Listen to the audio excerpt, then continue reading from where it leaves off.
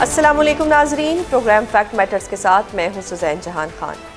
Programme کا آغاز آج کی سب سے بڑی خبر سے ہوگا کہ جس کے مطابق ایران نے سیز فائر کے لیے پاکستان کے ذریعے بھجوائی گئی امریکی تجاویز کو رد کر دیا ہے اور اب بظاہر معاملہ الجھتا دکھائی دے رہا ہے۔ ایرانی حکام کا اب یہ تازہ ترین موقف سامنے آیا ہے کہ ایران نے ثالثوں کے ذریعے پیش کی گئی امریکی تجاویز کا جائزہ لینے کے بعد ان کو غیر مناسب پایا ہے اور انہیں رد کر دیا ہے۔ اس کے ساتھ ساتھ ایرانی حکام نے مذاکرات کے فوری امکان کو بھی رد کر دیا ہے۔ ایرانی حکام کے مطابق جنگ بندی کا فیصلہ اب ایران کی شرائط پر ہوگا اور یہ فیصلہ ڈونلڈ ٹرمپ نہیں کریں گے۔ اس کے ساتھ ساتھ ایران کی جانب سے 5 شرائط بھی پیش کر دی گئی ہیں جن کے مطابق ایران پر حملے فوری طور پر بند کرنے اور ایرانی قیادت کو مزید نشانہ نہ بنانے کا مطالبہ کیا گیا ہے، اور اب ساتھ ہی ابنائے ہرمز پر ایران کے اختیار کو تسلیم کرنے کی بھی بات کی گئی ہے۔ ایران کے رد عمل کے بعد اب صورتحال مزید کتنی پیچیدہ ہو گئی ہے اور معاملہ اب کس طرف جا رہا ہے، اس حوالے سے گفتگو کرنے کے لیے ہمیں تہران سے جوائن کر رہے ہیں صحافی اور تجزیہ کار ڈاکٹر راشد نقوی۔ السلام علیکم سر، بہت شکریہ سر پروگرام میں اپنا قیمتی وقت دینے کے لیے۔ سر، جنگ بندی کے لیے جو یو ایس اے نے مطالبات اور تجاویز پیش کی تھی ان کو تو ایران نے رد کر دیا ہے، تو سچویشن اب مزید کتنی کمپلیکس ہو گئی ہے؟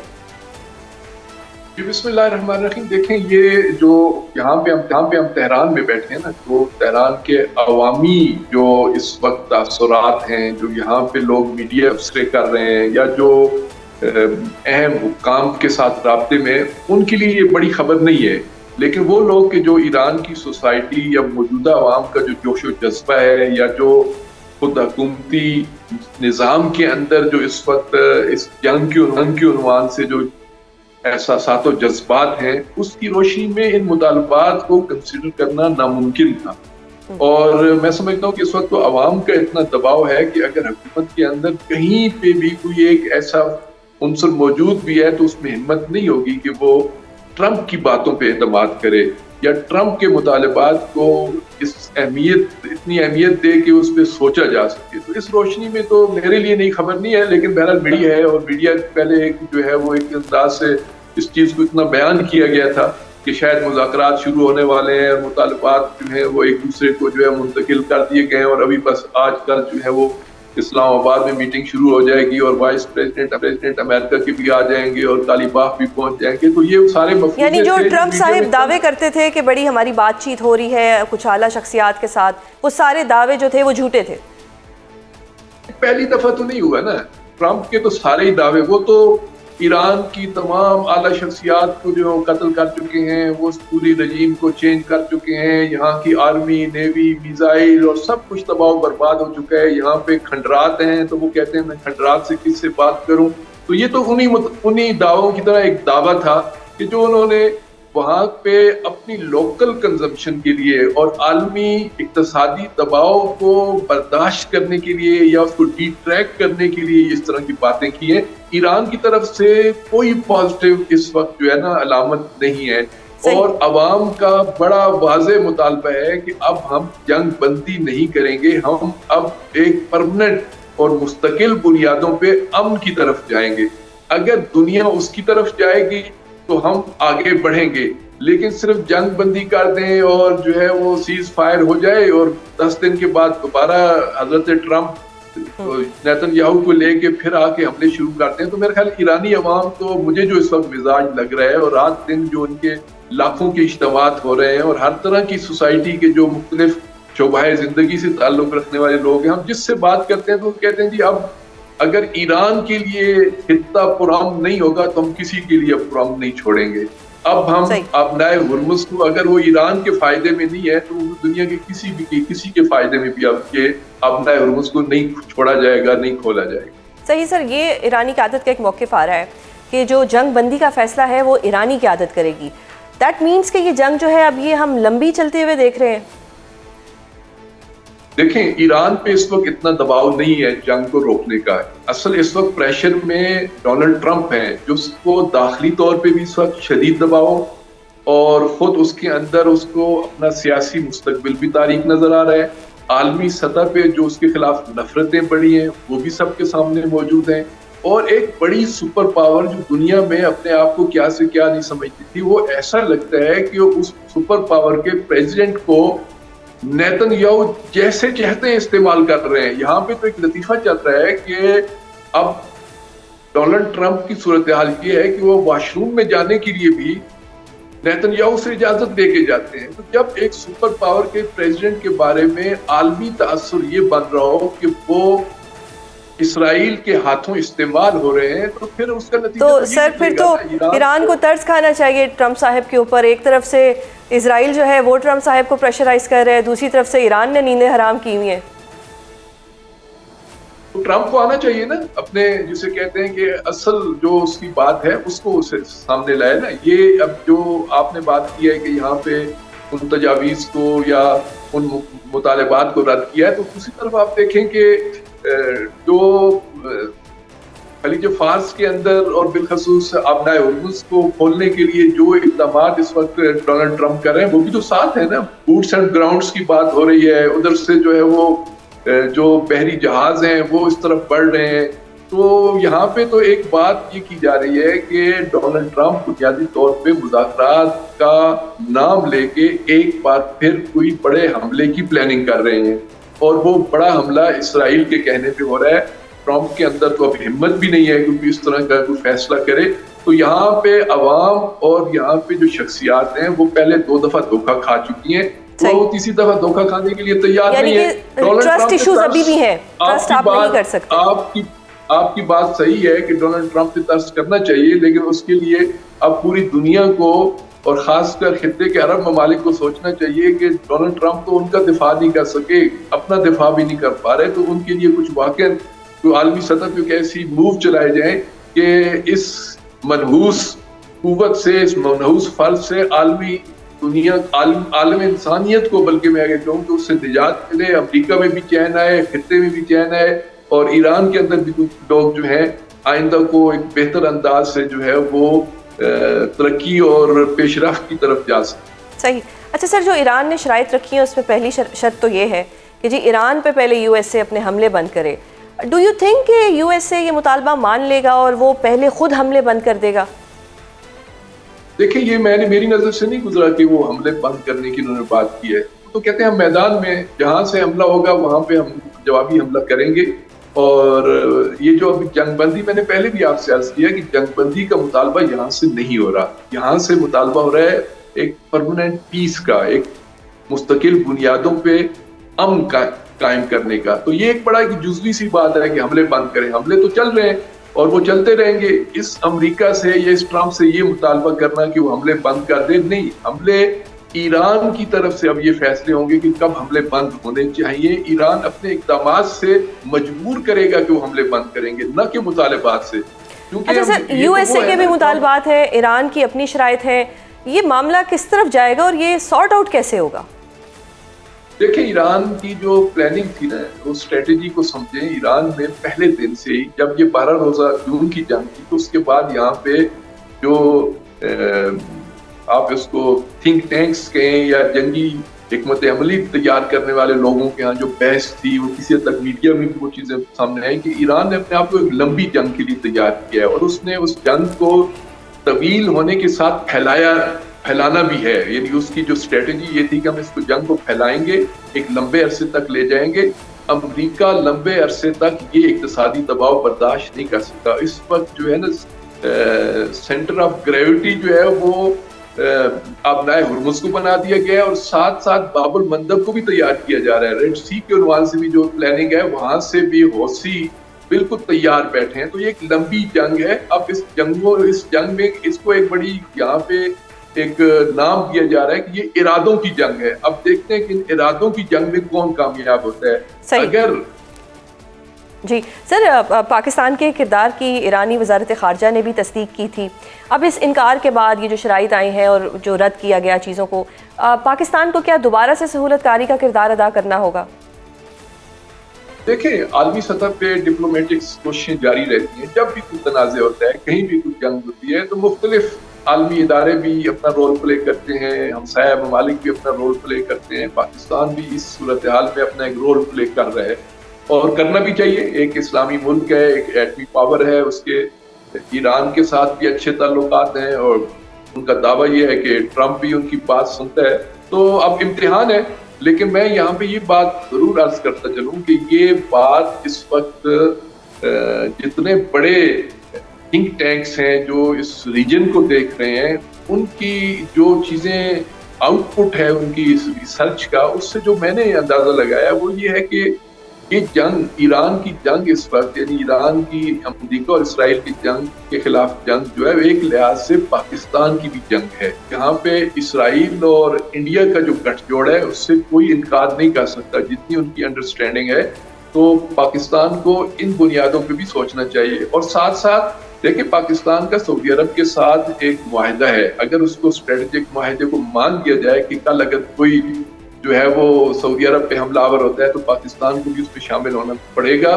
تو آپ یہ بات یاد رکھیں، اس پہ تمام ایکسپرٹ اس نتیجے پہ پہنچ رہے ہیں کہ اس جنگ سے سب سے زیادہ فائدہ جو ہے وہ اگر ایران راستے سے ہٹ جاتا ہے، یا اس ایران کو کوئی جسے کہتے ہیں کہ سخت مشکل پیش آ جاتی ہے، تو اس کے بعد گریٹر اسرائیل کا جو پروجیکٹ ہے وہ شروع ہو جائے گا، جو مڈل ایسٹ کے اندر جو پھر بڑی تبدیلیاں آئیں گی، اور پھر جو ان عرب اسٹیٹس کے اندر جو امریکہ اور بالخصوص اسرائیل اور نیتن یاہو کا جو دباؤ بڑھے گا، اور یہ سارے حکمران اس وقت کہاں جائیں گے اپنے آپ کو۔ یعنی سر مطلب ہم ایک طویل جنگ دیکھ سکتے ہیں؟ اگر اسی طرح کی جو اس وقت صورتحال ہے، ایران کے ہاں اس کی آمادگی ہے، چونکہ ایران اگر اس وقت عارضی بنیادوں پہ اس جنگ کو روک لیتا ہے اور سیز فائر ہو جاتی ہے، تو یقین جانیے کہ اسرائیل کو اس سیز فائر کو قبول نہیں کرے گا۔ تو اس وقت سارے جسے کہتے ہیں زوم کرنا چاہیے خود نیتن یاہو کی آئندہ کی پالیسیوں پہ، اور نیتن یاہو کو کون کنٹرول کر سکتا ہے اس پہ بات ہونی چاہیے۔ امریکہ بہرحال اس بم حمر میں یا اس دلدل سے بھاگ جائے گا، وہ زیادہ عرصہ نہیں رہے گا۔ اصل مسئلہ جو ہے وہ اسرائیل ہے، اگر اسرائیل کو سپورٹ کرنے کا امریکہ کا سلسلہ جاری رہتا ہے تو جنگ اور زیادہ جو ہے طوالت اختیار کرے گی۔ اس وقت زوم کرنے کی ضرورت ہے کہ اسرائیل کو نیتن یاہو کے جو اہداف ہیں اس خطے کے عنوان سے، ان کو کیسے روکا جائے۔ بہت شکریہ سر پروگرام میں اپنا قیمتی وقت دینے کے لیے۔ ناظرین، ڈاکٹر صاحب نے یہ کہا ہے کہ یہ جو جنگ ہے یہ طویل بھی ہو سکتی ہے۔ ایران جنگ کے تناظر میں حکومت کی جانب سے اہم معاشی اقدامات اٹھانے کا سلسلہ جاری ہے، اور آج بھی ایک بڑی خبر سامنے آئی ہے جس پر ہم بات کریں گے، جس کے لیے ہمیں جوائن کر رہے ہیں وزیر اعظم کے کوارڈینیٹر برائے تجارت رانا احسان افضل صاحب۔ بہت شکریہ سر پروگرام میں اپنا قیمتی وقت دینے کے لیے۔ رانا صاحب، یہ بتائیے گا کہ کیا حکومت نے واقعی یہ فیصلہ کر لیا ہے کہ ترقیاتی بجٹ میں سے 10% کٹوتی کی جائے گی تاکہ جنگ کے معاشی اثرات سے بچا جائے؟ بسم اللہ الرحمن الرحیم۔ جی آپ نے درست سنا ہے کہ جو پی ایس ڈی پی ہے اس کے اندر $100 بلین روپیز کا جو ہے وہ کٹ لگا دیا گیا ہے۔ اس کی کمپلائنس جو ہے وہ امیڈیٹلی مانگی گئی ہے مختلف وزارتوں سے، اور ہر وزارت کو ہدایت جاری کر دی گئی ہے کہ جو شیئر ان سے جو ہے وہ واپس لیا جا رہا ہے وہ فوری طور پہ اس کو سرنڈر کر دیں۔ تو یہ آلریڈی امپلیمنٹیشن اس کی جو ہے وہ شروع ہو چکی ہے۔ صحیح، تو اس پہ آئی ایم ایف کو آن بورڈ لیا حکومت کا اپنا فیصلہ ہے؟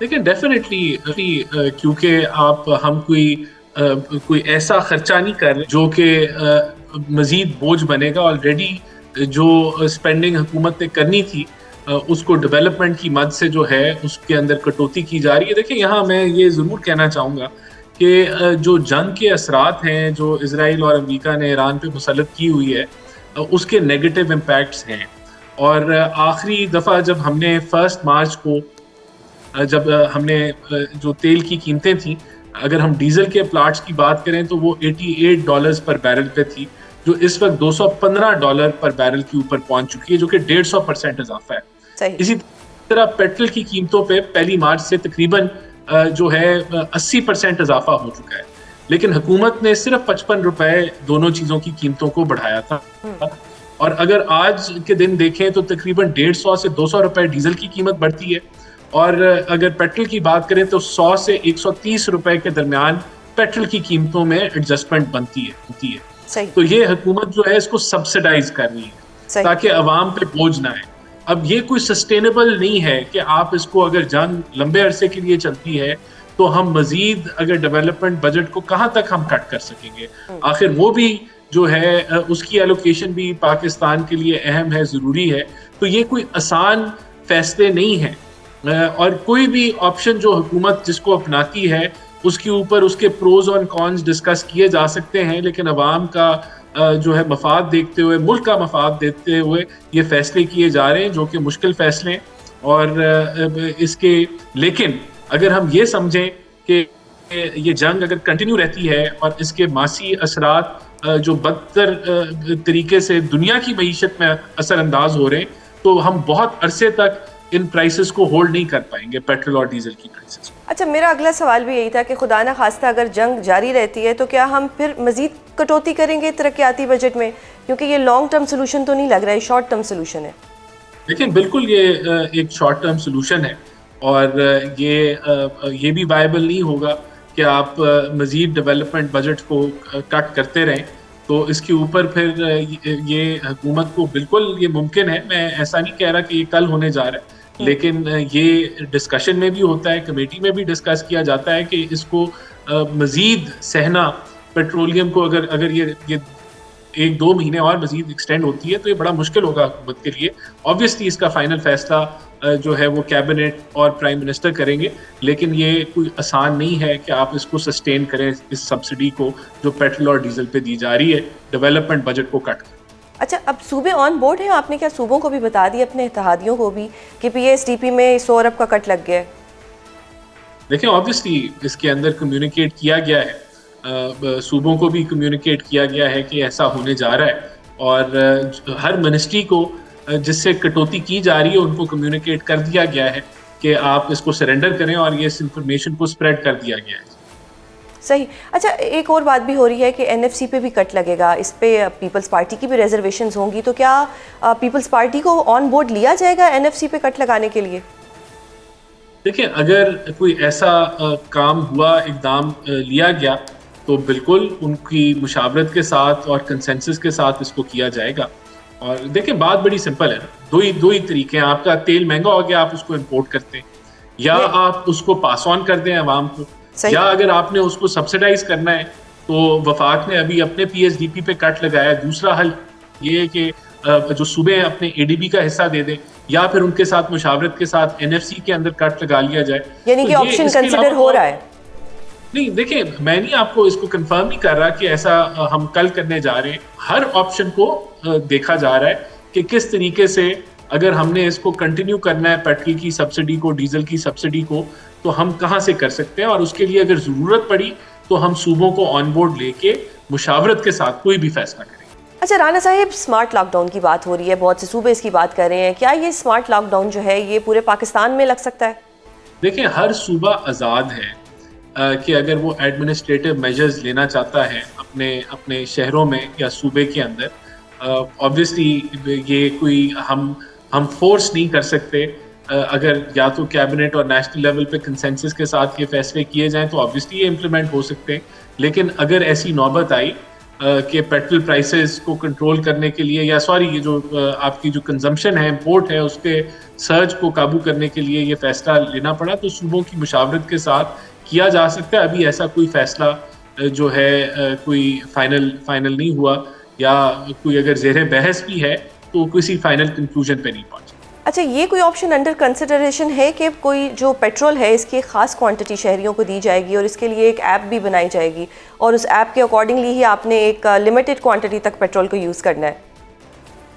دیکھیں میں آپ کو بتانا چاہتا ہوں کہ جو کمیٹی پرائم منسٹر نے فارم کی ہے، جو پیٹرول پرائسز کو مانیٹر کرتی ہے، جس میں ساری اکنامک منسٹری شامل ہیں اور ریپرزنٹیشن ہے صوبوں کی بھی، وہ ہر سیناریو کو مختلف قسم کے ورکنگ کر رہے ہیں. سیناریو اے بی سی ڈی، اس کے اندر راشننگ کی بھی ڈسکشن ہے، لیکن کوئی چیز ابھی فائنل نہیں ہوئی. ڈسکشنز، پروپوزلز ہر قسم کے آتے ہیں. کمیٹی ممبرز جو ہیں وہ مختلف سفارشات پیش کرتے ہیں، وزارتیں مختلف سفارشات پیش کرتے ہیں. اس کے اندر ہر پروپوزل کو اسٹڈی کیا جاتا ہے، لیکن امپلیمنٹیشن پرائم منسٹر کی اپروول یا کیبنٹ کی اپروول سے ہوتی ہے. ڈسکشن میں یہ ساری چیزیں ہیں، یہ سب کچھ جو آپ نے مینشن کیا ان کو ڈسکس کیا جاتا ہے، لیکن کوئی فائنل اپروول اس کے اوپر کوئی لیا گیا ہے یا ڈیسیژن لی گئی ہے، ایسا کچھ نہیں. صحیح. اچھا، اب کیونکہ جنگ کی وجہ سے اس کا ڈائریکٹ اثر مہنگائی پہ بھی آیا ہے، Pakistan is a very under developing country, کیا حکومت نے کوئی ایسا فنڈ بنایا ہے جس سے مہنگائی سے بچا جا سکے؟ یہ بہت بڑا فنڈ ہے نا، کہ جو ابھی 100 ارب PSDP سے کٹوتی کی گئی ہے کہ مہنگائی کو قابو کرنے کے لیے پیٹرول اور ڈیزل کی قیمتیں نہیں بڑھائیں. اگر پیٹرول ہے تو وہ تو لگ بھگ میں نے آپ کو بتایا کہ 130 روپے اس میں تقریباً 80% انکریز ہو چکا ہے 1 مارچ سے, اور ڈیزل تو دگنے سے بھی زیادہ. اس سے ایک میرے ذہن میں ایک سوال آ رہا ہے, کیونکہ اب یہ ترقیاتی بجٹ میں سے کٹوتی ہوگی تو جو پروجیکٹس ہوں گے, جو اسکیمز ہوں گی جو ترقیاتی بجٹ میں سے بننی تھیں یا جو ہمارے پروجیکٹس تھے, اس سے تو بے روزگاری کو بھی ایک طرح سے وہ ہوگی, کیونکہ لوگوں کے پاس اب جب پروجیکٹ ہی نہیں بنے گا تو لوگوں کے پاس روزگار کیسے ہوگا. یہ اس کی ایک ڈاؤن سائڈ تو ہے نا. ڈیفینیٹلی جو پروجیکٹس جو ہیں جو فنڈنگ کی نہ ہونے کی وجہ سے یا اس فنڈنگ کی کٹوتی کی وجہ سے وہ ان میں ڈیلے آئے گا, اور ان پروجیکٹ سے ریلیٹڈ جو لوگ یا ریسورسز اس کے ساتھ ریلیٹڈ تھیں وہ بھی افیکٹ ہوں گی. تو اس میں تو کوئی شک کسی کو نہیں ہونا چاہیے کہ اس جنگ سے اکنامک پریشر بڑھ رہا ہے. اب آپ کے پاس 2 سولوشنز میں نے آپ کو جس طرح پہلے بتایا, اگر اب ہم اس کو پاس آن کر دیتے ہیں تو آبویسلی ایک انفلیشن آئے گی اور اس کے مطابق مارکیٹ ایڈجسٹ ہوگا اور اس کے بھی آفٹر افیکٹس آئیں گے.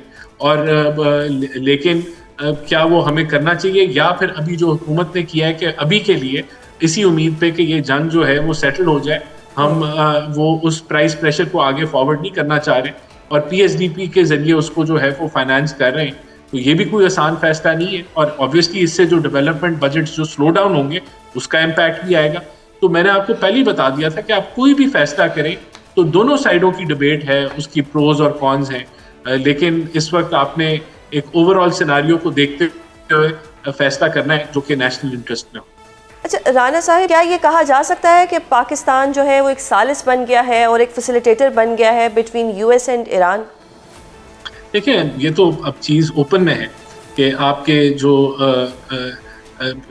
چیف آف آرمی اسٹاف ہیں یا فیلڈ مارشل ہیں عاصم منیر صاحب, وہ ان کا رابطہ امریکن صدر سے بھی ہے, اور آپ دوسری سائڈ پہ ایران کے ساتھ بھی پرائم منسٹر نے جو ہے ان کے صدر سے گفتگو کی, اور اس کے علاوہ بھی ہمارے سارے ڈپلومیٹک چینلز دونوں سائڈوں سے کمیونیکیشن میں ہیں, اور ہم لوگ بالکل یہ ایک رول ادا کر رہے ہیں کہ جدھر ہم لوگ دونوں سائڈوں کی کمیونیکیشن کا ایک ذریعہ بن رہے ہیں اور وہ پلیٹ فارم پرووائڈ کر رہے ہیں. اور یہ بڑا اعزاز بھی ہے اور ہماری پوری کوشش ہے کہ ہم خطے میں امن لے کے آئیں, اور یہ بہت بڑا کریڈٹ ہے پرائم منسٹر شہباز شریف کا, فیلڈ مارشل صاحب کا, کہ جو وہ رول اس خطے کی بہتری کے لیے جو ہے ادا کر رہے ہیں. اچھا, اب کیا آنے والے دنوں میں اسلام آباد میں مذاکرات ہو سکتے ہیں؟ بالکل اس کی پاسبلٹی, اگر ڈونلڈ ٹرمپ نے پرائم منسٹر کی ٹویٹ کو ری ٹویٹ کیا ہے تو اس سے بڑی انڈورسمنٹ اور کیا ہو سکتی ہے. اٹ از اے بالکل دس کوڈ ہیپن. اچھا رانا صاحب, ایران کی شرائط بہت سخت ہے, اس میں پاکستان کیا کردار ادا کر سکتا ہے؟ دیکھیے آبویسلی ایران ہرٹ ہے اور ایران کو بڑا نقصان پہنچا ہے, لیکن ایران نے ایک سٹینڈ لیا ہے, اور جب نیگوسیشنز ہوتی ہیں تو ہر کوئی اپنا موقف یا اپنا سٹینڈ جو ہے اس کو مینٹین کرتا ہے, لیکن جب آپ بات چیت کرتے ہیں تو کوئی نہ کوئی رستہ نکلتا ہے. وہ رستہ نکالنے کے لیے پرائم منسٹر شہباز شریف اور فیلڈ مارشل صاحب اور ڈپٹی پرائم منسٹر ایک بھرپور رول ادا کریں گے, اور ہم پر امید ہے کہ کوئی رستہ نکل آئے.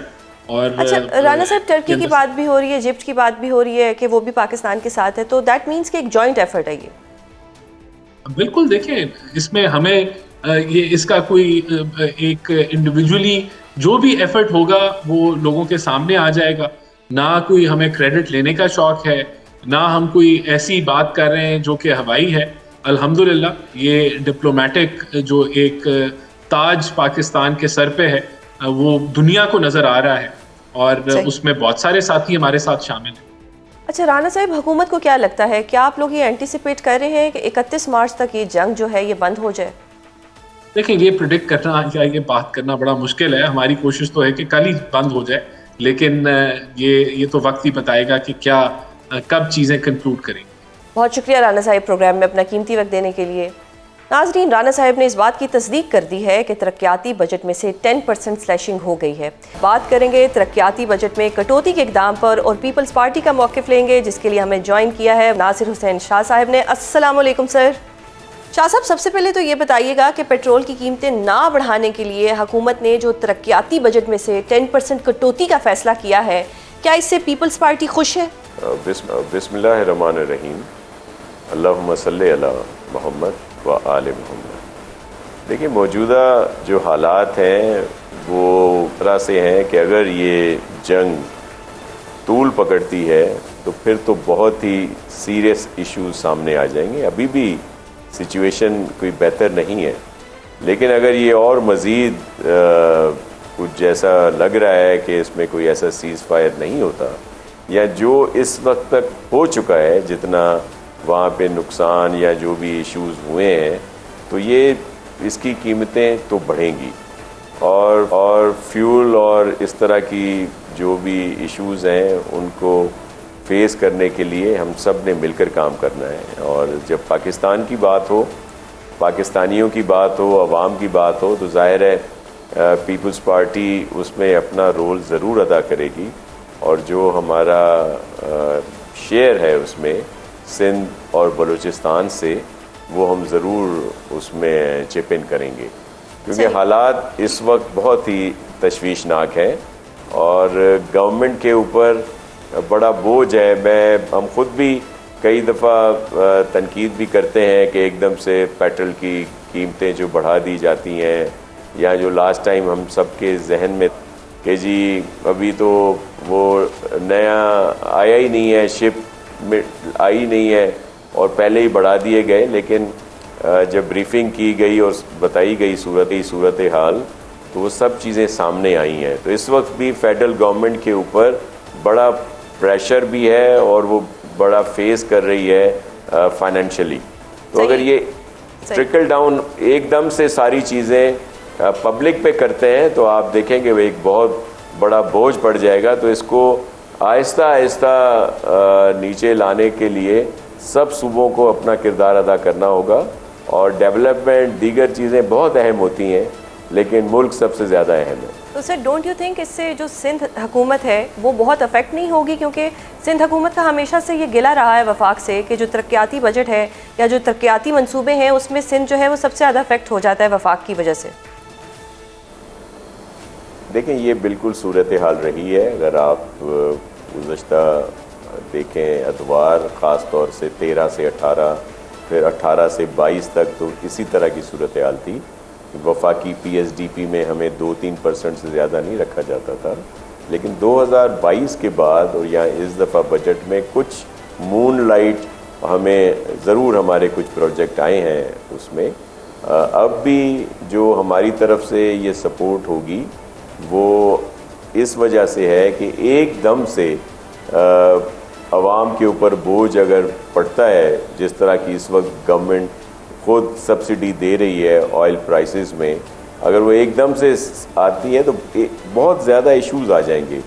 تو اس کے لیے آہستہ آہستہ ان پر ضرور یہ آئے گا۔ یہ میں آپ کے پروگرام کے توسط سے سینسٹائز کرنا چاہتا ہوں سب کو کہ ایشوز ہیں، اور ہم سب نے مل کر، جس میں عام لوگ بھی ہیں، عوام بھی ہے، انہوں نے پیٹرول جو کنزمپشن ہے اس پر قابو پانا ہے۔ وفاقی حکومت سے ہمارے اختلافات اپنی جگہ پہ، لیکن جب یہ ساری چیزیں سامنے آتی ہیں کہ اس وقت ہمیں فیول کتنے میں پڑ رہا ہے یا پھر گیس کی شارٹیج ہونے والی ہے، آپ دیکھیں انڈیا میں اس وقت کیا حالات ہیں، وہاں پہ ریسٹورانٹ تک بند کر دینے پڑے ہیں۔ ابھی مختلف ممالک کے آ رہی ہیں سوشل میڈیا پہ کہ لمبی لمبی لائنیں لگی ہوئی ہیں پیٹرول پمپس پر، وہاں پہ راشننگ ہو رہی ہے، دیگر چیزیں۔ تو ہمیں ان سب چیزوں کا ادراک رکھنا ہے اور پھر ہی اس چیز پہ ہمیں کام کرنا پڑے۔ اچھا سر، میں دیکھ رہی ہوں کہ آپ وفاق کو سپورٹ کر رہے ہیں، وچ از اے گڈ تھنگ، لیکن اگر فیوچر میں وفاق یہ فیصلہ کرتی ہے کہ NFC ایوارڈ میں بھی کٹوتی ہوگی تو کیا پیپلز پارٹی سپورٹ کرے گی اس کو؟ دیکھیں NFC ایوارڈ ہو یا ہماری 18th امینڈمنٹ کی بات ہے، وہ ہم لوگ اس پہ بہت سیریس اس چیز کو سمجھتے ہیں، لیکن اگر ہمیں چپ ان کرنا پڑتا ہے وفاقی حکومت کی مشکلات کو دیکھتے ہوئے تو ہم اس کے لیے حاضر ہیں۔ اپنے ملک کے مفادات کو پیش نظر رکھ کر، مد نظر رکھ کر ہم اس میں کر رہے ہیں، لیکن اگر ملک کے لیے ناگزیر ہے کسی قسم کی سپورٹ تو ہم ڈیولپمنٹ اپنی کم کر دیں گے اور ہم اپنے ملک کے لیے حاضر ہیں ہر لحاظ سے۔ شاہ صاحب، آج سہیل آفریدی نے ایک گلہ کیا ہے کہ جو وفاق ہے وہ کبھی بھی ان کو آن بورڈ نہیں لیتا، ان کی جماعت کو، اور بند کمروں میں فیصلے کیے جاتے ہیں۔ ڈو یو سپورٹ دیٹ کہ ان کے ساتھ ایک زیادتی ہو رہی ہے, ان کو آن بورڈ لیا ہی نہیں گیا اس سارے ایشو کے اوپر؟ جہاں تک سمجھتا ہوں کہ سہیل افریدی صاحب جو ہیں وہ زیادتی کر رہے ہیں اس طرح کہہ کے. جو میٹنگز ہوتی ہیں, ایک دو میٹنگز میں ہمیں بھی آن لائن لیا گیا ہے, اس میں ان کو بھی کہا گیا تھا, لیکن یہ اس اہم میٹنگ میں خود نہیں آئے بلکہ انہوں نے اپنے کوئی جو فائنانس کے ایڈوائزر ہیں ان کو بھیج دیا تھا. وہ بھی بڑے ہمارے لیے قابل احترام ہیں, بڑے سینسیبل ہیں ان کے جو فائنانس کے ایڈوائزر ہیں. لیکن جب اس طرح کی اہم میٹنگز ہوں تو اس میں ضرور خود آنا چاہیے. صحیح. اور ان کو ہر چیز پہ آن بورڈ رکھا گیا ہے, ان کو ہر طرح سے بتائی گئی ہے صورتحال. لیکن ایک جو میٹنگ تھی آج رکھی ہوئی وہ کسی وجہ سے میرے خیال میں پوسٹ پون ہوئی ہے, وہ کینسل اس لیے آج کا دن صرف ہوئی ہے ضرور, کیونکہ اور بھی بہت سارے ایشوز ہیں. آپ نے دیکھا کہ پاکستان اس وقت ایک اہم رول ہے اس کا, یہ پوری جو جنگ ہو رہی ہے اس کو ختم کرانے میں, اور الحمدللہ پاکستان کے ہر طرح سے بہتر پوزیشن میں ہے. اور اگر ہمیں کوئی رول ملتا ہے پاکستان کو, یہ تو ہم سب کے لیے اچیومنٹ ہے, اٹس این اچیومنٹ. سر آپ نے کل اسمارٹ لاک ڈاؤن کی بات کی تھی, کیا سندھ حکومت نے اسمارٹ لاک ڈاؤن کا مائنڈ بنا لیا ہے؟ اگر ہم کوئی بھی کہیں گے جی ورک فرام ہاؤس کر دیں, جو بھی کہہ لیں کم کر دیں, تو لوگ اگر نہیں ورک فرام ہوم کر دیں, دیگر کر دیں, تو لوگ اگر اس کو نہیں مانیں گے اور وہ چھٹی کو انجوائے کرتے رہیں گے اور وہ نکل جائیں گے گھومنے پھرنے, تو پھر کیا فائدہ ہمارے اس لاک ڈاؤن کا یا اس کو.